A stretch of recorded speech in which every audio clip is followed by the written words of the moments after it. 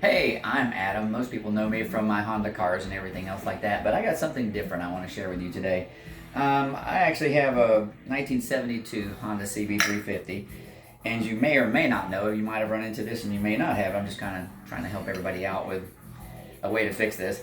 Anyway, Honda, in their infinite wisdom, has come up with a unusual size for, I want to say it fixed the 360, maybe the 450 and some other models, but it's like a 6.5-inch bulb. And the real problem is you just can't find it anywhere. And there's a bunch of people out there, even Common Motor Collective and some other people have a whole kit. They have the whole light bucket that holds this in place. They have the bezel, or you can just buy a replacement bulb. But most of the problem is it's just really expensive, and I like to just fix things sometimes.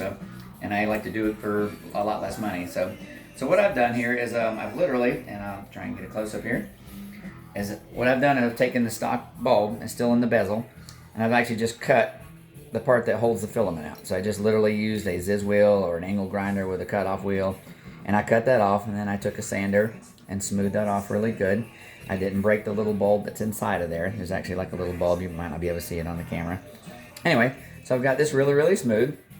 And what I have here is an H1 bulb. Now this is for driving lights and usually fog lights, and this is just going to be one filament. Now, I know a lot of you guys maybe like to use high and low beam. I just want to be seen. The most amount of problems you have on a motorcycle is people can't see you. So I never ride with low beams on, even at night. So I just need one beam. I'm just going to hook this up to the high beam.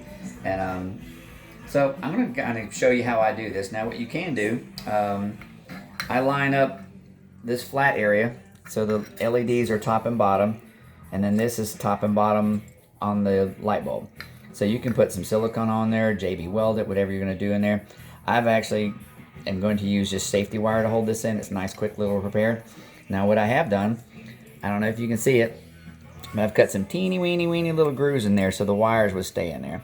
Now you can use springs or anything else, probably JB weld it, duct tape it, whatever you want to do. But that's just the way I'm going to do it.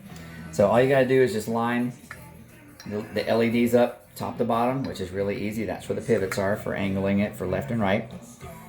And then I'm actually going to pull this down, and that won't touch the positive there. So I'm just going to hold this down just for demonstration, but later on I'm going to wrap that around there with those little grooves on the other side with safety wires and just fasten that in place and make sure that's straight. And I'm actually going to make just a quick little harness, a little flat blade for that for your positive. I'll make that attached to the factory harness because I don't want to damage the factory harness at all. I'll just make a little piece right there. So now what I'm going to do is just connect this up. See if we can blind you.